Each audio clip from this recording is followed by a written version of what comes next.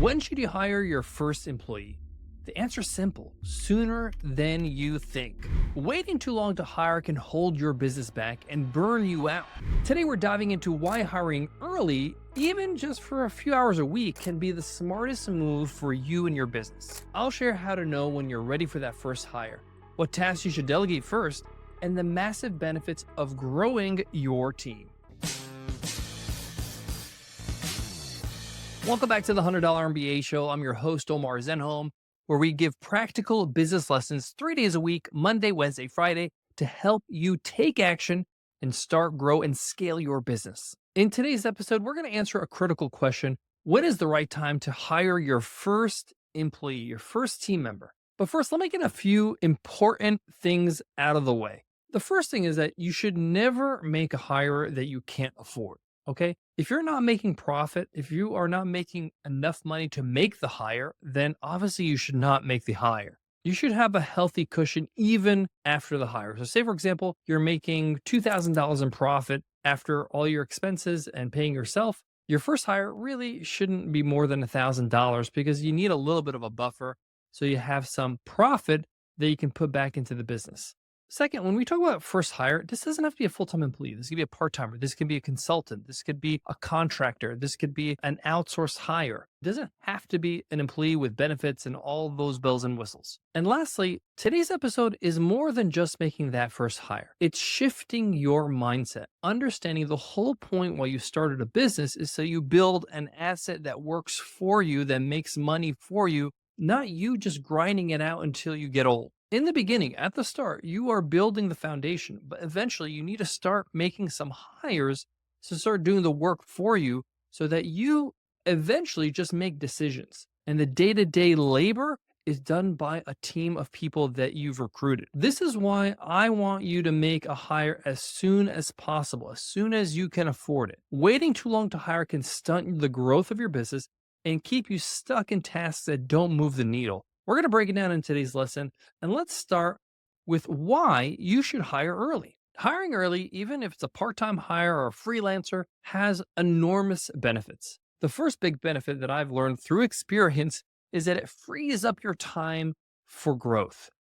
Every minute you spend on low-value admin tasks is a minute you're not spending on growing your business that will bring in the big bucks. Hiring somebody to handle all these time-consuming tasks gives you back the time to focus on sales, marketing, strategy, product, the things that actually grow the business, the big rocks that actually move things in the right direction. My coach, Dan Martell, taught me this concept of $10 tasks, $100 tasks, $1,000 tasks, and $10,000 tasks. Your goal is to drop $10 and $100 tasks immediately, and you should only be focusing on 1,000 and 10,000. Eventually, in the near future, you'll be dropping the 1,000 as well as you get skilled people to take care of that, and you only focus on $10,000 tasks.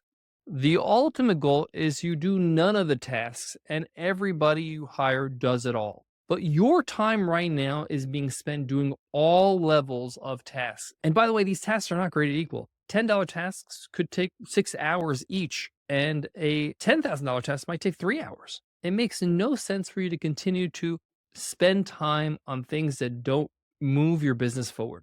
The second reason why this is important is you want to avoid burnout. Here's the reality a lot of people don't want to talk about when it comes to entrepreneurship. Your willpower, your motivation, it's not limitless, okay? You don't have unlimited amount of willpower to grind it out. Running a business solo can be overwhelming, and delegating tasks early helps you avoid that burnout and maintain your energy for the big decisions that actually matter.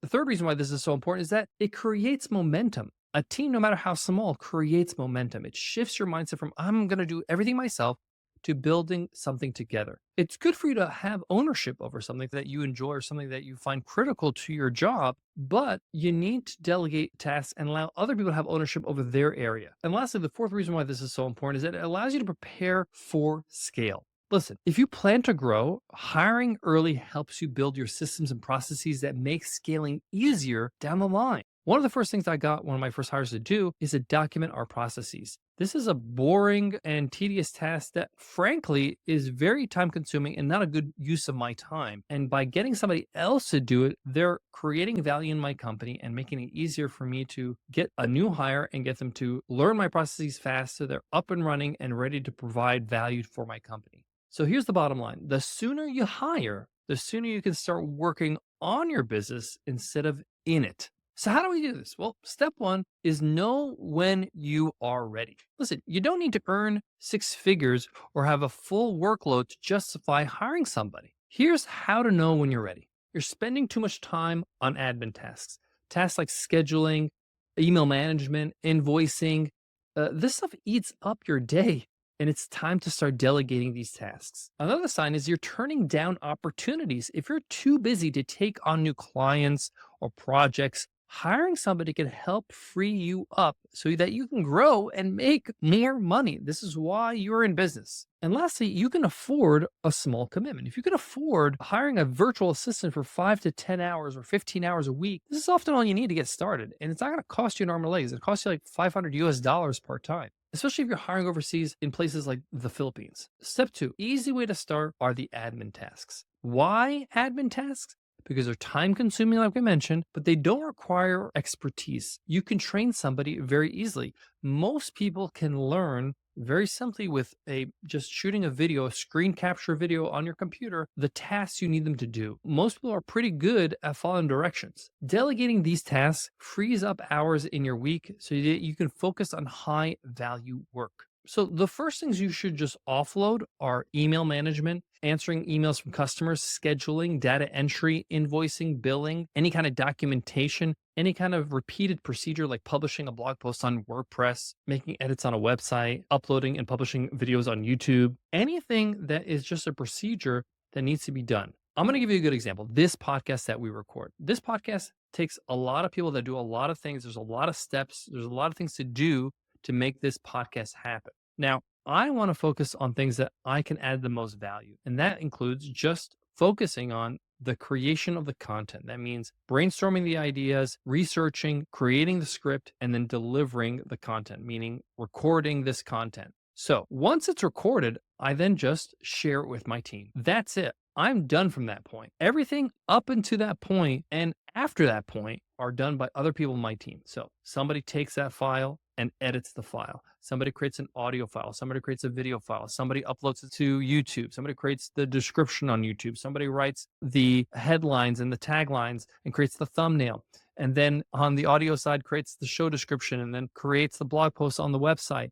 And then it gets published. It gets scheduled to be published. There's social media assets that get created from these videos, from these episodes. We create these assets by other people on my team, and then they get scheduled. They get posted on my social media. I don't even touch my social media. They do it for me. Because again, these are admin tasks, things I should not be doing. I should be focusing on the things that add the most value to our business. So action step, time to take action. Get your notebook, make a list of tasks that you do in a week. When I did this exercise first time, no joke, it was like almost 400 things on that list. Okay. And you want to circle the things that you don't need to do anymore. Things that you can train somebody else to do that don't directly generate revenue or require your expertise. Now, it's going to take some effort from you to delegate this. Sometimes you just want to own everything, but these are the tasks you should delegate first because they're going to free you up big time. Step three, start small. Your first hire doesn't have to be full-time, like I mentioned. You want to start small. Just hire a virtual assistant, somebody that is part-time, 15 hours, 20 hours, depending on how much work you have for them. You can ramp them up, even start at 10 hours and 15 hours, and then eventually full-time at some point. I really love the platform onlinejobs.ph. This is like a job board out of the Philippines. Really good hires we got from that website. And now they have a list of tasks that you're going to delegate.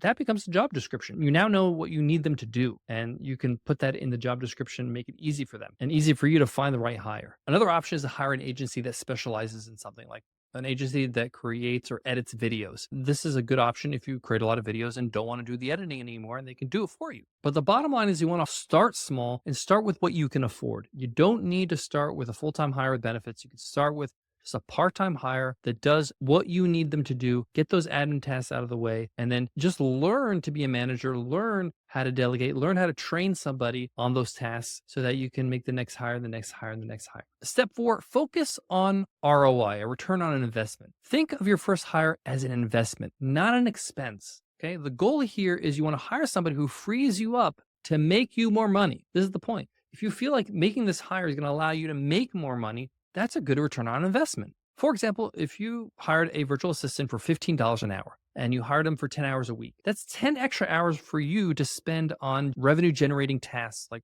running webinars or sales calls. If you can make more than $150 in a week with those extra 10 hours, because you're paying them $15 an hour and their 10 hours is $150 a week. If you can make more than that every week, it's a return on investment. And you should, now that you have 10 extra hours. Calculate the value of your time. If you make $100 an hour on high value tasks, hiring somebody that handles a $15 an hour task is a no brainer. Now, let's just be totally transparent. You're going to be freed up eventually, okay? But at the start, you're going to need to train them. You need to manage them. You make sure that they have the support they need. So maybe you're not going to be totally free of those 10 hours. You might going to have 7 hours at the start and then 8 and then 9, then finally 10. But just know that it's an investment. So when is the right time to hire your first employee? As soon as you possibly can afford it. Start small, focus on delegating admin tasks, and think of your hire as an investment in your business growth. So to recap, hire early, free your time, avoid burnout, and prepare to scale.